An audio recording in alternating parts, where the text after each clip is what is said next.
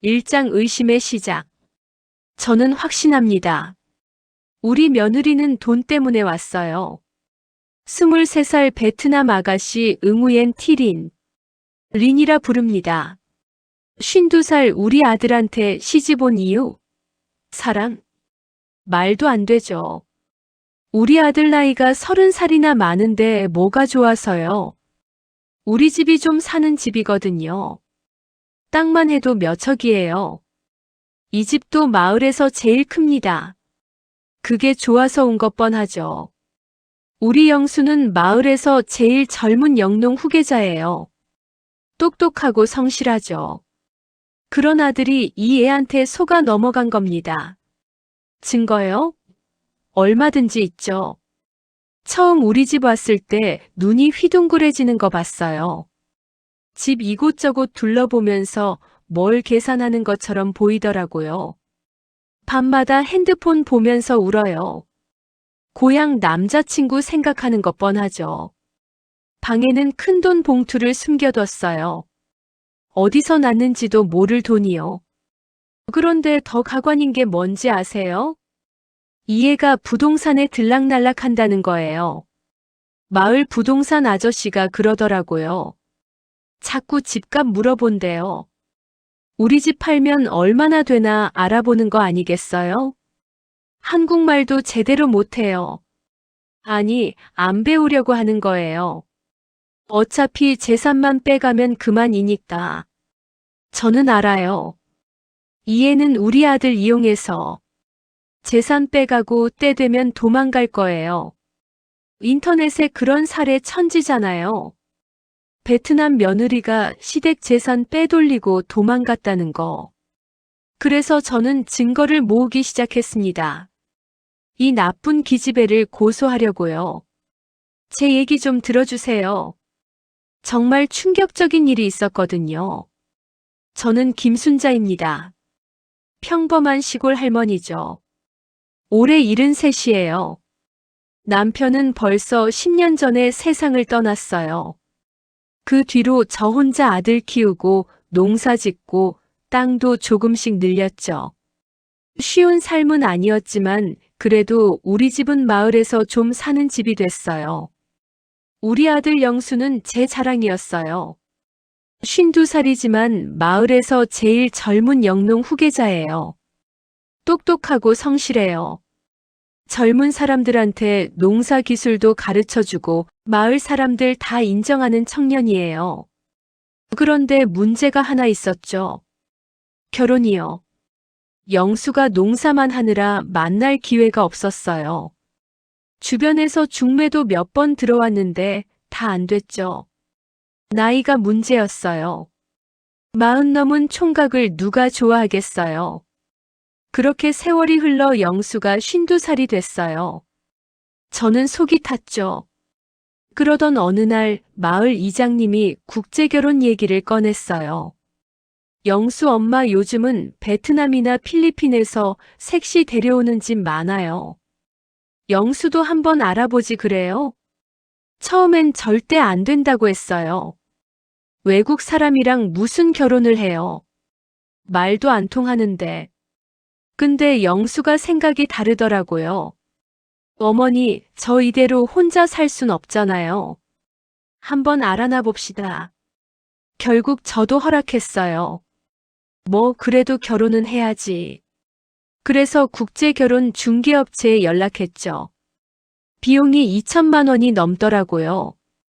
적은 돈이 아니었지만 우리 아들 장가 보내는 건데 뭐 어때요? 석 달쯤 지났을 때 영수가 베트남 다녀왔어요. 어머니, 괜찮은 사람 만났어요. 사진을 보여주는데 깜짝 놀랐어요. 너무 어리고 예쁜 거예요. 예, 이 사람 나이가 몇인데? 23이요. 뭐? 23? 너보다 30이나 어린 애를 데려온다고. 어머니, 괜찮아요. 착해 보였어요. 저는 불안했어요. 30 차이가 나는데 무슨 사랑이 있겠어. 근데 영수는 이미 마음을 정한 것 같았어요. 그리고 한 달 후 며느리가 한국에 왔습니다. 이름은 응우엔 티린. 우리는 그냥 린이라고 불렀어요. 처음 본 순간 인정은 해야겠더라고요. 정말 예쁘고 고왔어요. 긴 검은 머리에 갸름한 얼굴. 수줍게 웃는 모습이 순박해 보였죠. 어머니 안녕하세요. 저, 이에요. 한국말이 서툴렀지만 인사는 할 줄 알았어요. 영수가 린을 데리고 집안을 돌아다녔어요. 거실 보여주고 방 보여주고 마당 보여주고. 그때 제가 봤어요. 린의 눈이 휘둥그레지는 거예요. 집이 크니까 놀란 거겠죠. 그런데 그 표정이 뭔가 계산하는 것 같았어요. 이 애가 우리 집 재산을 보고 있는 건가? 그런 생각을 떨칠 수가 없었어요. 그 생각이 머릿속을 스쳤지만 저는 애써 무시했어요. 아니야, 그냥 신기해하는 거겠지. 저녁을 차려줬어요. 된장찌개, 제육볶음, 김치. 우리 집 반찬들이요. 린이 조심스럽게 숟가락을 들었어요. 한두 숟갈 먹더니 그만 먹더라고요. 리나, 왜 안 먹어? 입맛이 안 맞아? 아니에요. 어머니, 저 배불러요. 거짓말 같았어요. 조금밖에 안 먹었는데 배가 불러요? 우리 집 음식이 싫은 건가? 그날 밤이었어요. 밤 11시쯤 됐을까요? 린의 방에서 소리가 들렸어요. 울음소리요. 저는 가만히 문 앞에 서서 들었어요. 린이 핸드폰 보면서 훌쩍훌쩍 우는 소리가 들렸죠. 뭐 때문에 우는 거지? 고향 생각? 아니면 남자친구? 그 순간 머릿속에 스쳤어요. 인터넷에서 봤던 기사들이요. 베트남 신부 결혼 3개월 만에 실종. 돈 챙겨서 본국 남자친구한테 도망. 설마 이해도? 저는 고개를 저었어요. 아니야, 아직은 모르잖아, 지켜보자. 사흘쯤 지났을 때였어요. 린의 방 청소를 해주려고 들어갔는데 옷장 안에서 뭔가 발견했어요. 봉투였어요. 두툼한 돈 봉투요. 저는 가슴이 철렁 내려앉았어요. 봉투를 열어봤죠. 돈이 꽤 많이 들어있었어요. 100만 원은 좋게 넘어 보였어요. 이게 어디서 난 돈이지? 린은 한국 온 지 사흘밖에 안 됐어요.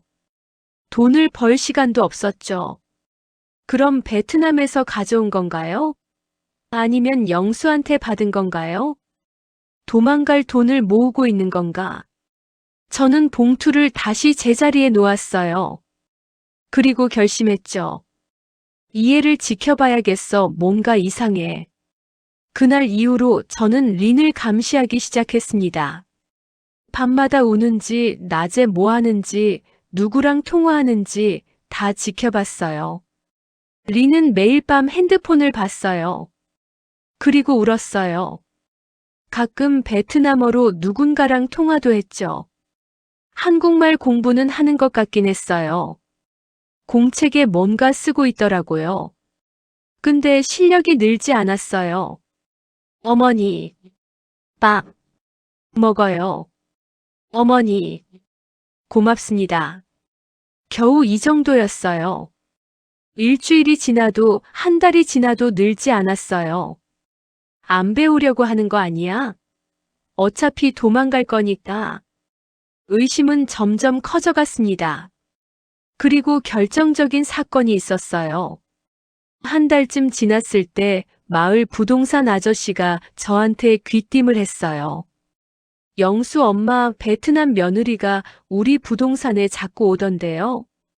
네. 왜요? 집값 물어보더라고요.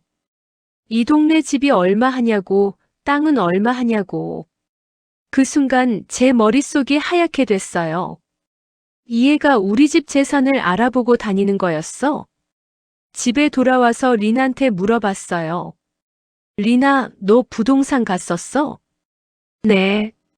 어머니, 저, 조금, 구경. 구경? 뭘 구경해? 저, 그냥, 집, 보고 싶어서. 대답이 애매했어요. 뭔가 숨기는 것 같았죠. 이 애가 우리 집 팔면 얼마나 되나 계산하고 있는 거야. 그날 밤 저는 잠을 이룰 수가 없었어요. 이 애는 분명히 뭔가 꾸미고 있어. 돈을 모으고 집값을 알아보고 밤마다 누군가랑 연락하고 도망갈 준비를 하고 있는 거야. 저는 컴퓨터를 켜고 검색을 했습니다. 베트남 며느리 도망. 기사가 수십 개 나왔어요. 베트남 신부 시댁 재산 빼돌리고 실종. 국제결혼 사기, 피해액 수천만 원. 베트남 여성, 한국 남편 버리고 본국 남자친구와 재회. 제 손이 떨렸어요. 내 생각이 맞았어. 이런 애들이 한둘이 아니야. 그날 이후로 저는 확신했습니다. 우리 며느리 리는 돈 때문에 왔고 때가 되면 도망갈 거라고요. 나는 이 애를 절대 믿을 수 없어. 증거를 모아야 해. 그래서 고소해야 해. 그렇게 저의 감시는 더 철저해졌습니다. 그런데 이건 시작에 불과했어요. 2장 확신으로 가는 길. 그날 이후로 저는 린을 더 철저하게 감시했어요. 아침에 일어나서부터 밤에 잠들 때까지 린이 뭘 하는지 다 지켜봤죠. 린은 매일 아침 일찍 일어났어요. 저보다 먼저요. 부엌에서 아침 준비를 하더라고요. 어머니, 아침 준비했어요. 서툰 한국말로 말하는 린을 보면서도 저는 의심을 멈출 수 없었어요. 겉으로는 착한 척하지만 속으로는 뭘 꾸미고 있을 거야. 일주일쯤 더 지났을 때 또 이상한 일이 있었어요. 어느 날 오후였어요. 저는 방에서 낮잠을 자고 있었죠. 1시간쯤 자고 일어났는데 집안이 너무 조용한 거예요. 리나? 리나? 대답이 없었어요. 집안을 다 찾아봤지만 린이 없었어요. 어디 간 거야? 나한테 말도 안 하고. 1시간쯤 지나자 현관문이 열렸어요. 린이 들어왔죠. 어디 갔다 왔어?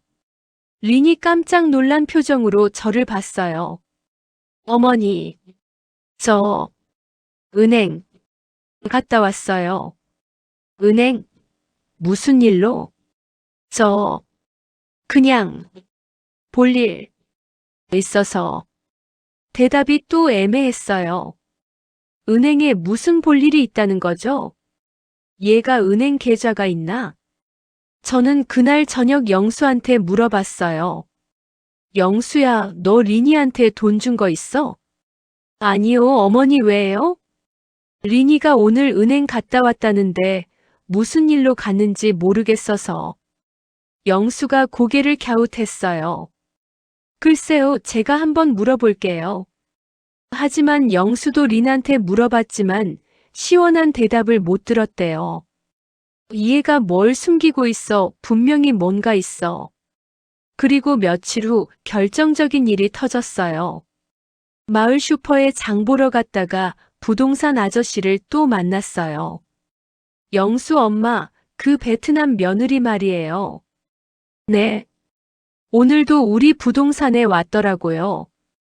또 집값 물어보고. 제 가슴이 철렁 내려앉았어요.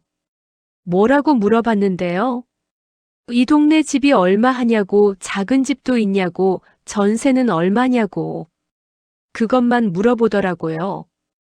작은 집이요? 네. 자꾸 작은 집 얼마냐고 물어봐요. 처음엔 그냥 궁금한가 보다 했는데 벌써 3번째예요. 저는 그 자리에서 얼어붙었어요. 작은 집? 왜 작은 집을 알아보지? 설마 우리 집 팔고 작은 집으로 옮기려는 건가? 그럼 차액은 챙기고. 집에 돌아와서 저는 잠을 이룰 수가 없었어요. 밤에 린의 방에서 또 울음소리가 들렸어요. 저는 귀를 기울였죠. 린이 누군가와 베트남어로 통화하고 있었어요. 무슨 말인지는 모르겠지만 목소리가 간절했어요. 누구랑 통화하는 거지? 고향에 있는 남자친구, 가족? 아니면 공범? 다음 날 아침 저는 린의 방을 다시 확인했어요. 그 돈 봉투가 여전히 옷장에 있었어요. 근데 돈이 더 늘어나 있었어요. 어떻게 돈이 늘어나지? 영수한테 받은 건가? 아니면 생각하고 싶지 않았지만 온갖 나쁜 생각이 머릿속을 스쳤어요. 저녁 식사 시간이었어요. 제가 된장찌개, 김치찌개, 나물 반찬을 차렸죠. 린이 밥을 조금 먹다가 또 숟가락을 내려놨어요. 어머니, 배불러요. 리나, 너 요즘 밥을 너무 안 먹는다. 왜 그래? 저, 입맛 없어요. 영수가 걱정스러운 표정으로 말했어요. 여보, 어디 아파? 아니에요. 영수 씨, 괜찮아요. 하지만 제 눈엔 다르게 보였어요. 우리 집 음식이 싫은 거야. 베트남 음식만 먹고 싶은 거지. 여기가 싫다는 거야. 그날 밤 저는 또 컴퓨터를 켰어요. 검색창에 베트남 며느리 부동산이라고 쳤죠. 기사가 또 떴어요. 베트남 신부 시댁집 팔아치우고 도주. 국제결혼 사기범, 부동산 명예 이전 후 실종. 제 손이 부들부들 떨렸어요. 역시 그렇잖아. 린이도 똑같은 거야. 우리 집 재산을 노리고 있다고. 그리고 또 다른 기사도 봤어요. 베트남 여성, 한국 생활 적응 못해 우울증. 국제결혼 부부, 언어 장벽으로 갈등. 적응을 못해? 우울증? 그런 것 같진 않은데. 린은 그냥 우리 집 재산만 관심 있는 걸까? 저는 댓글까지 다 읽었어요. 저도 베트남 며느리 들였는데 3개월 만에 도망갔어요. 돈만 챙겨가더라고요. 절대 믿으면 안 됩니다. 맞아, 내가 정신 차려야 해. 속으면 안 돼. 다음 날 저는 린을 불렀어요. 린아, 너 부동산 자꾸 간다며? 린이 깜짝 놀란 얼굴로 저를 봤어요. 어머니, 어떻게? 마을 사람들이 다 알아. 왜 자꾸 거기 가? 그냥 궁금해서. 뭐가 궁금한데? 집값이? 우리 집 팔면 얼마 받을 수 있는지 궁금한 거야? 아니에요. 어머니, 저, 그런 거 아니에요. 린이 울먹이며 말했어요. 하지만 저는 믿을 수 없었어요. 그럼 뭐 때문에 간 거야? 솔직히 말해봐. 저, 저, 말, 잘못해요. 어머니, 린이 눈물을 흘렸어요. 하지만 제대로 설명을 못했죠. 역시 뭔가 숨기고 있어 말을 못하는 게 아니라 안 하는 거야. 그날 이후로 집안 분위기가 싸늘해졌어요. 영수가 중간에서 난처해했죠. 어머니, 린이가 나쁜 애는 아닌 것 같아요. 너는 몰라. 내가 너무 순진해서 속는 거야. 하지만 어머니, 됐어. 나는 내가 본 대로 판단할 거야. 내가 영수를 지켜야 해. 이 애한테 속아 넘어가면 안 돼. 린은 점점 더 조용해졌어요.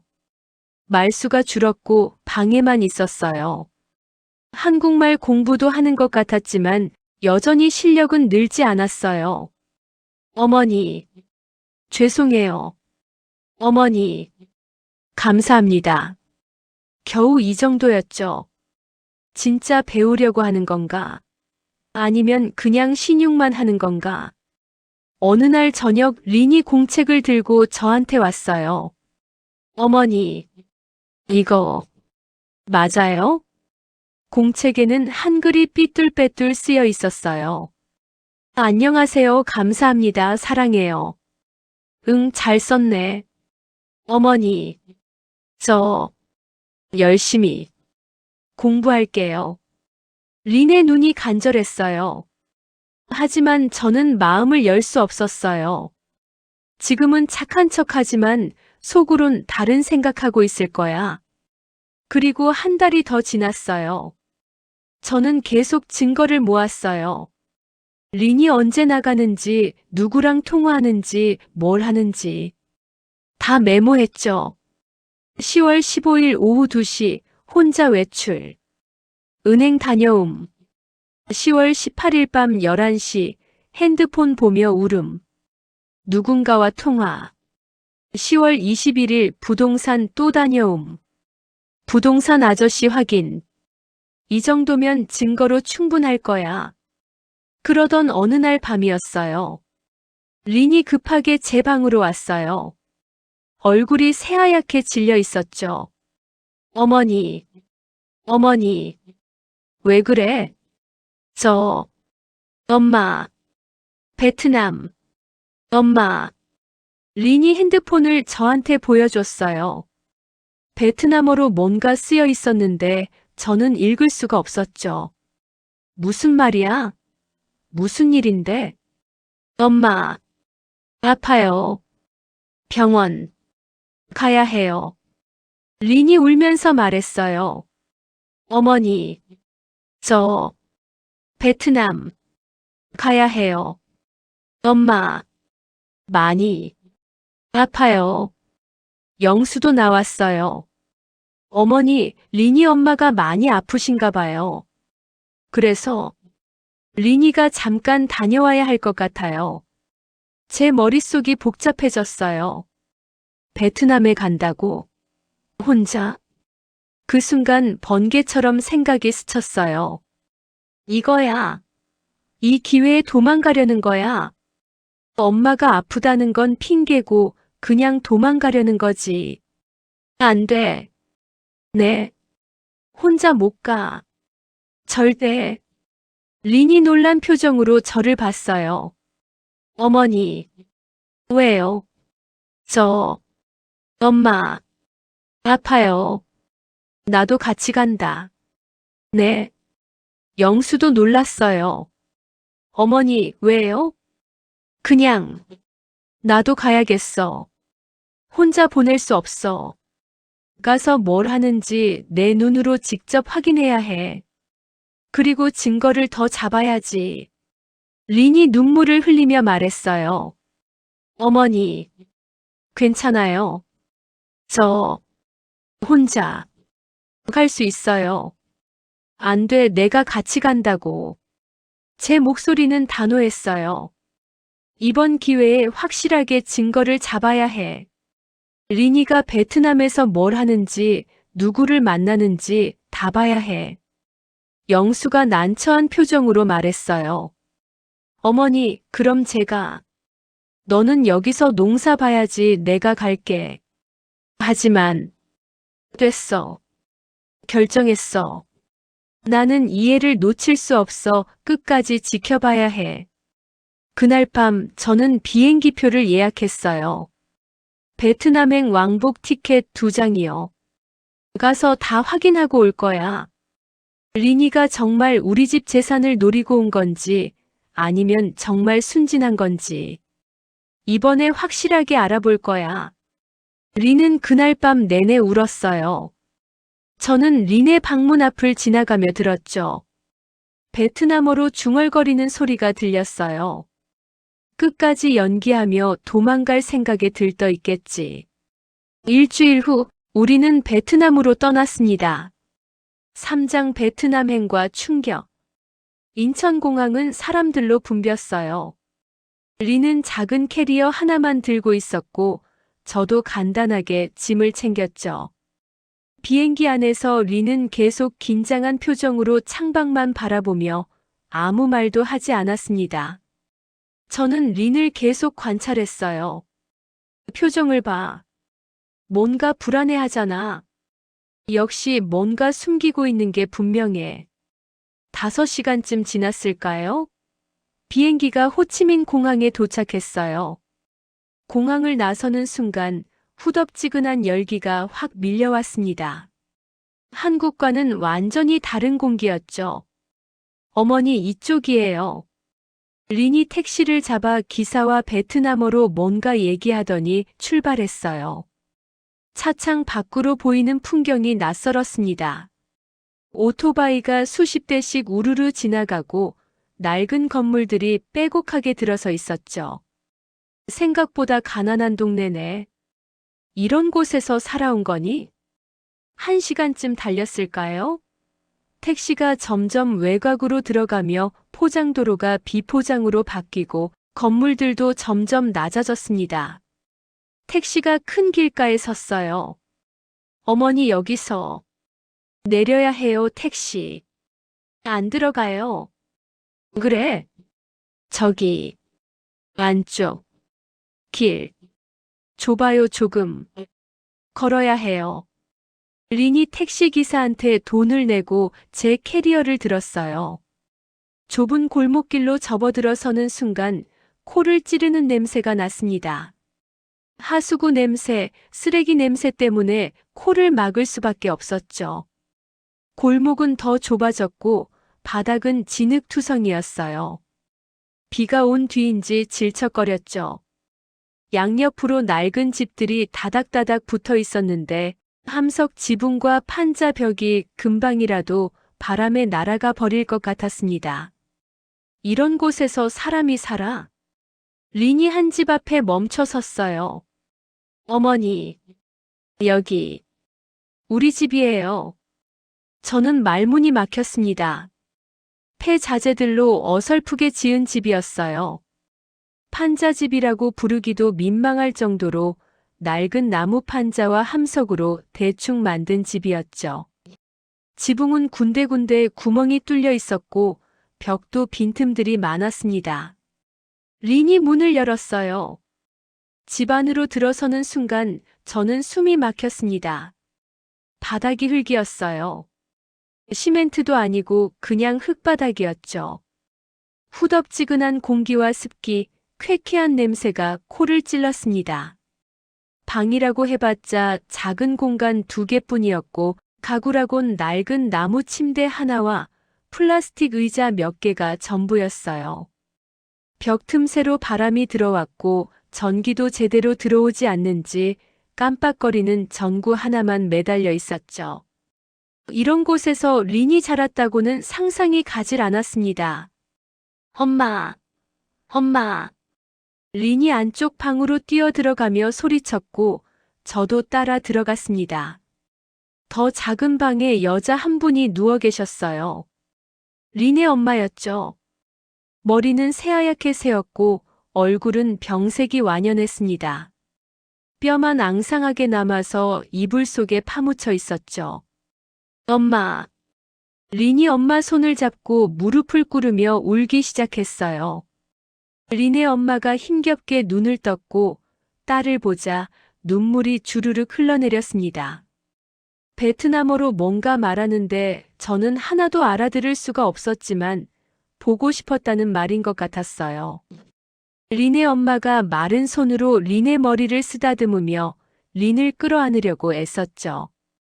두 모녀가 끌어안고 우는 모습을 보는데 제 가슴이 뭉클해졌습니다. 이건 연기가 아니야. 그때 밖에서 소리가 들렸어요. 언니, 언니.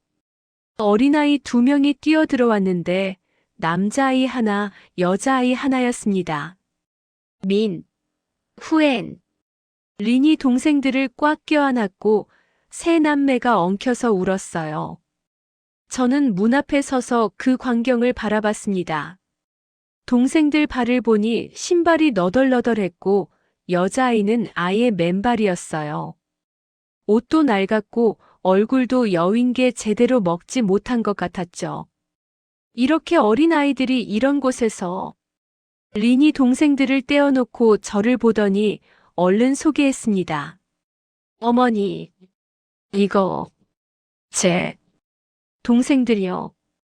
민, 후엔, 동생들이 저를 보고 조심스럽게 베트남어로 인사했고 저는 어색하게 고개만 끄덕였어요. 린이 다시 엄마한테 가서 가방에서 뭔가 꺼냈습니다. 약봉지였어요. 한국에서 가져온 것 같았죠. 린이 엄마한테 약을 먹이려고 물을 떠왔는데 플라스틱 컵에 담긴 물이 깨끗해 보이지는 않았습니다. 저는 밖으로 나왔어요. 숨이 막혔거든요. 마당이라고 할 것도 없는 좁은 공간에 서서 주변을 둘러봤는데 옆집도 그 옆집도 다 비슷했습니다. 판자집, 함석집. 가난한 동네였어요. 마을 사람 몇 명이 저를 보고 수군거렸습니다. 외국 사람이 신기한가 봐요. 한 할머니가 다가와서 제 손을 잡더니 베트남어로 뭔가 막 얘기했는데 저는 하나도 알아들을 수가 없었죠. 저는 한국 사람이에요. 할머니는 제 말을 못 알아들었지만 계속 뭔가 얘기하며 눈물을 글썽였고 그러다 린을 가리키며 엄지손가락을 치켜 세웠어요. 린이 밖으로 나와서 할머니한테 베트남어로 뭔가 대답했습니다. 저 할머니가 뭐라고 하는 거니? 할머니가 린이 착하다고 해요. 동생, 엄마 돌봐서 기특하대요. 한국. 시집 가서도 효녀라고. 린이 수줍게 웃었어요. 그냥 당연한 거예요. 할머니가 제 손을 꽉 잡고 또 뭔가 말했습니다. 할머니가 어머니, 좋은 사람 고맙대요. 린 부탁해요. 저는 말문이 막혔어요. 그날 저녁 린은 집안을 정리하기 시작했습니다. 엄마가 누운 방을 깨끗이 닦고 침대 시트를 갈고 창문을 열어 환기했죠. 그리고 동생들 밥을 차렸는데 간단한 쌀밥과 베트남 반찬이었어요. 생선 같은 게 있었는데 냄새가 낯설었습니다. 어머니, 드세요. 린이 제 앞에 밥을 놓았고 저는 숟가락을 들어 한 입 먹었어요. 맛이 이상했습니다. 냄새도 낯설고 입맛에도 안 맞아서 억지로 삼켰죠. 린이도 한국 와서 이랬겠구나. 그때서야 깨달았어요. 린이 우리 집 밥을 못 먹었던 이유를요. 린이 동생들은 밥을 정말 맛있게 먹었지만 양이 너무 적었습니다. 배가 고픈 것 같았지만 더 먹지 못했죠. 밤이 되자 린은 제게 작은 방 하나를 내줬어요. 자기는 엄마랑 동생들이랑 같이 자겠다고 했죠. 어머니, 여기 자요. 불편해요. 미안해요. 저는 그 좁은 방에 누웠습니다. 침대도 제대로 된 침대가 아니었어요. 나무 판자에 얇은 이불 한 장이 전부였죠. 밤이 깊어지자 제일 괴로운 건 밤새 모기에 물리고 시달리며 더위와도 싸워야 해서 잠을 제대로 못 잔 거였습니다. 벽 틈새로 바람이 들어왔는데 차가운 바람이 아니라 축축한 바람이었죠. 가려워서 긁고 덥고 불편했어요. 린이는 이런 곳에서 자랐구나. 밖에서 소리가 들렸습니다. 린이 엄마를 간병하는 소리였어요. 베트남어로 뭔가 얘기하는 소리, 물 따르는 소리, 린이 엄마를 돌보는 소리. 저는 못 알아들었지만 린이 밤새 엄마를 돌보고 있다는 건 알 수 있었습니다. 이 애가 이런 곳에서 이렇게 가족들을 돌봤구나. 다음 날 아침 저는 일찍 일어났어요. 아니, 잠을 제대로 못 잤어요. 팔과 다리는 모기 물린 자국으로 벌겋게 부어올랐죠. 린은 벌써 일어나서 엄마를 씻기고 있었습니다. 새벽 5시였어요. 동생들도 일어나서 학교 갈 준비를 했습니다. 얘기 듣기로는 학교까지 2시간을 걸어가야 한답니다. 낡은 교복을 입고 찢어진 가방을 메고 베트남어로 인사를 했어요. 언니, 다녀올게. 응, 조심해서 다녀와. 린이 동생들한테 도시락까지 꼼꼼하게 챙겨줬습니다. 동생들이 나간 후 린이 저한테 왔어요. 어머니 아침 준비했어요. 많이 없어요. 죄송해요. 쌀밥과 채소로 볶은 간단한 반찬 하나였습니다. 어제와 비슷했어요. 고맙다. 저는 억지로 먹었습니다. 맛은 여전히 낯설었지만 참았어요. 어머니, 병원 가요, 엄마. 같이 갈래요? 응, 갈게. 린이 엄마를 부축해서 밖으로 나왔어요. 린의 부축을 받으며 린의 엄마는 힘들게 진흙길을 걸어 나갔고 저도 진흙이 묻는 걸 감수하며 조심히 따라 나섰습니다. 큰 길까지 나와서 택시를 잡아 한참을 달린 후 병원에 도착했어요. 병원도 우리나라랑은 많이 달랐습니다. 낡았고 복잡했으며 사람들이 복도에 가득했죠. 린이 창구에서 뭔가 얘기하며 돈을 냈는데 큰 돈으로 보였어요. 저 돈이 린이가 한국에서 모은 돈이구나. 의사 선생님이 린 엄마를 진찰을 한 후 린에게 뭔가 길게 설명했고 린의 얼굴이 점점 어두워졌습니다. 병원을 나와서 제가 물었어요. 의사가 뭐래? 엄마가 수술해요. 많이 든대요, 돈이. 얼마나? 린이 핸드폰 계산기를 꺼내 뭔가 계산하더니 말했습니다. 베트남 돈, 5억 돈, 한국 돈, 1,000만 원이에요. 린이 눈물을 흘렸어요. 어머니, 저 더 많이 모아야 해요. 돈, 엄마, 해야 해요. 수술. 저는 아무 말도 할 수 없었습니다. 병원에서 집에 돌아와 린은 다시 엄마를 돌봤어요. 동생들이 학교에서 돌아왔고 린이 숙제를 봐줬습니다. 동생이 베트남어로 뭔가 걱정스러운 표정으로 말했고 린이 동생 머리를 쓰다듬으며 베트남어로 대답했어요. 저는 무슨 말인지 몰랐지만 린이 나중에 작게 말해줬습니다. 동생이 걱정해요. 약간. 그래서 걱정하지 마 했어요. 공책을 보니 한국어가 삐뚤빼뚤 쓰여 있었어요. 언니가 가르쳐 줬어? 민이 고개를 끄덕였고 저는 공책을 넘겨봤습니다.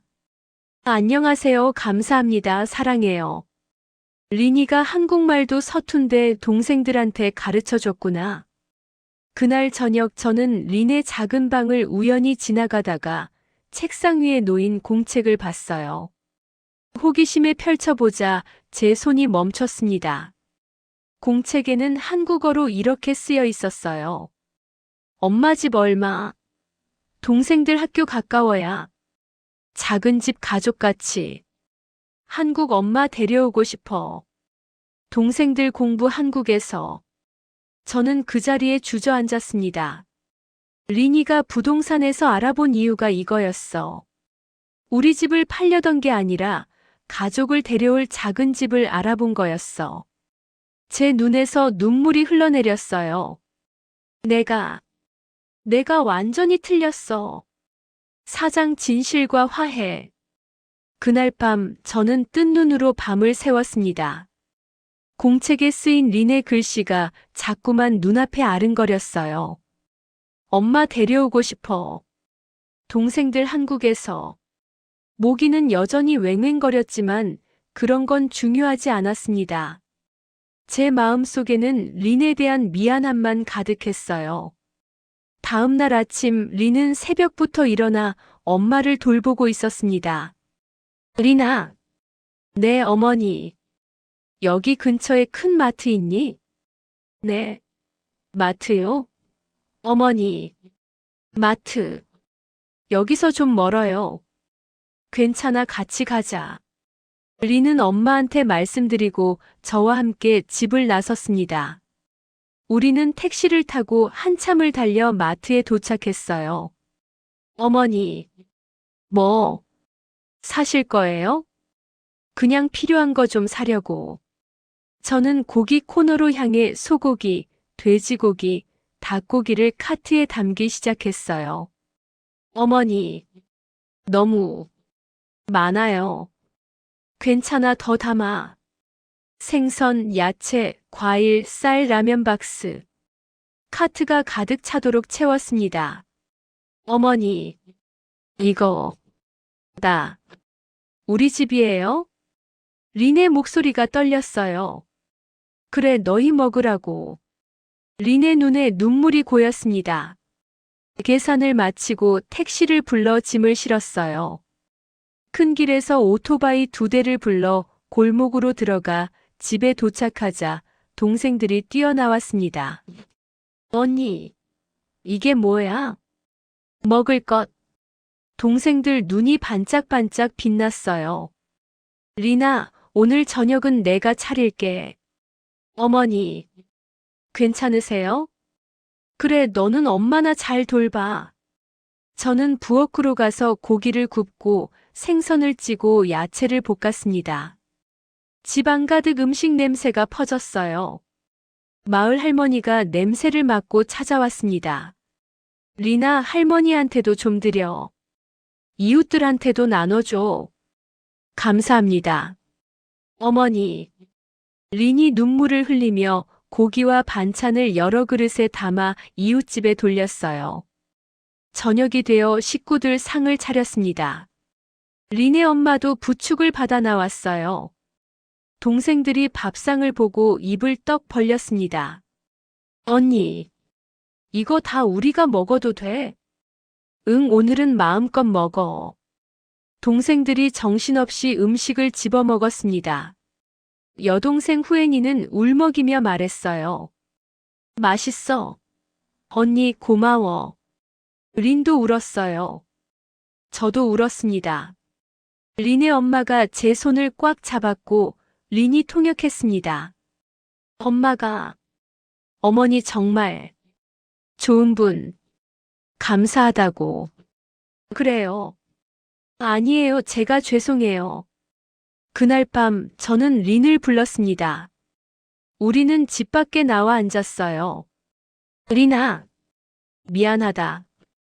어머니, 나는 너를 오해했어. 너를 믿지 않았어. 내가 너의 공책을 봤어. 린이 당황한 표정을 지었어요. 엄마를 데려오고 싶었구나. 동생들도 한국으로. 어머니, 저 죄송해요. 저 말을 잘못해서. 아니야, 내가 들으려고 하지 않았어. 내가 내 마음을 보려고 하지 않았단다. 저는 린의 손을 잡았습니다. 리나, 너는 정말 착한 아이야. 부동산에서 집값 알아본 거. 엄마하고 동생들 살 집 얼마인지 알아본 거지. 네. 어머니, 저 나중에 돈 모아서 엄마랑 동생들 데려오고 싶었어요. 알아, 이제 다 알아. 저는 린을 꽉 끌어안았습니다. 미안해. 정말 미안하다, 린. 어머니, 저 한국 가서 열심히 할게요. 아니야, 너는 이미 충분히 열심히 했어. 우리는 한참을 끌어안고 울었습니다. 다음 날 아침이었습니다. 리나, 너희 엄마 수술비 내가 보탤게. 네. 어머니, 안 돼요. 괜찮아. 우리 가족이잖아. 내 엄마도 이제 내 가족이야. 어머니 정말 감사합니다. 그리고 약속해. 한국 가면 우리랑 오래오래 같이 살자. 네, 어머니 약속할게요. 며칠 후 우리는 한국으로 돌아왔습니다. 공항에 영수가 나와 있었어요. 어머니, 어떻게 다녀오셨어요? 영수야, 내 마누라 손 꽉 잡아. 우리 린이가 얼마나 귀한 아인지 내가 알아야 해. 어머니, 베트남에서 무슨 일이? 나중에 다 얘기해 줄게. 일단 집으로 가자.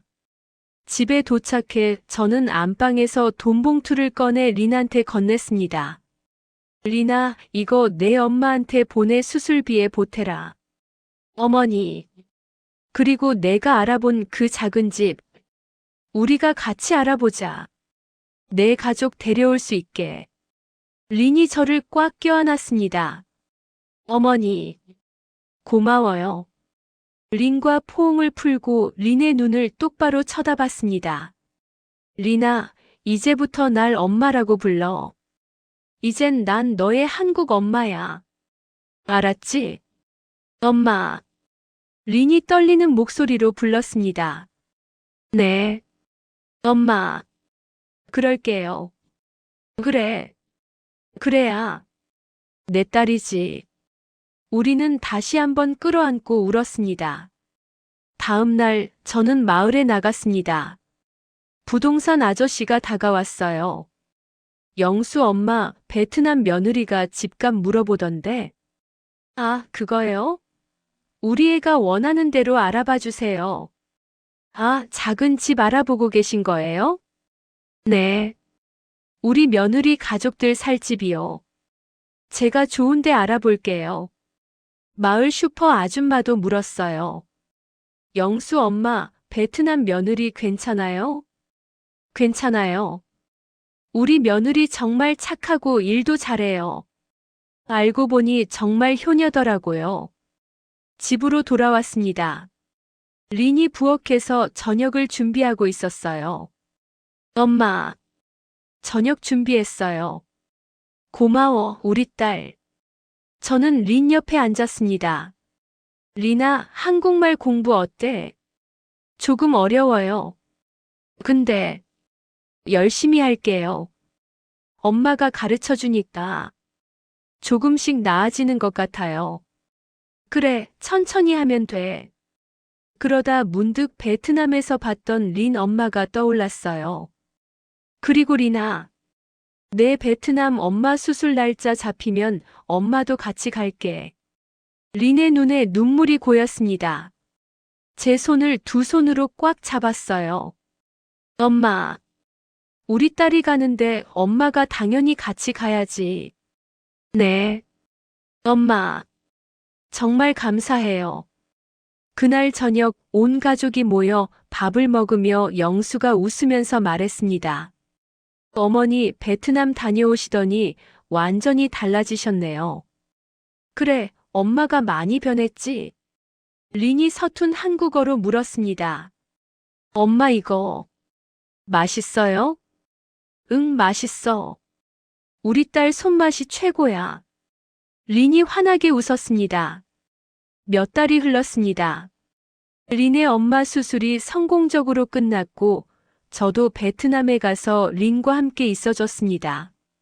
린의 꿈이 조금씩 이루어지고 있었어요. 작은 집을 알아보고 가족을 데려올 준비를 하면서 린은 열심히 한국말을 공부했습니다. 어느 날 저녁 린이 제게 말했습니다. 엄마 정말 감사해요. 제 꿈이 이루어지고 있어요. 리나, 이건 내 꿈만이 아니야. 이제는 우리 꿈이야. 우리 가족 모두의 꿈이란다. 네.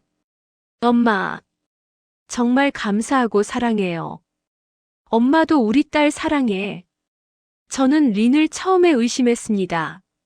하지만 린은 단 한 번도 저를 원망하지 않았어요. 제가 믿지 않았을 때도 린은 묵묵히 가족을 위해 최선을 다했습니다. 이제 저는 압니다. 우리 며느리 린이가 얼마나 소중한 사람인지, 이 아이와 함께하는 우리 가족의 미래가 얼마나 따뜻할지. 요즘 우리 가족에게 꿈 같은 일이 생겼습니다. 저에게 손주가 생겼어요. 더없이 소중한 린이 되었습니다. 린이 한국에서 가족과 함께 평생 행복하기를. 저는 매일 밤 그렇게 기도합니다. 오늘의 이야기 어떠셨나요? 하고 싶은 말씀이 있으시면 여러분의 생각을 댓글로 편하게 나눠주세요. 여러분들의 글과 성원이 더 많은 분들께 위로가 될 수 있도록 공유해 주신다면 여러분의 일상에도 기분 좋은 일들이 찾아올 거예요. 항상 건강하시고 행복한 날 되시길 바라며 오늘 하루도 소중한 시간 함께 해주셔서 진심으로 감사드립니다.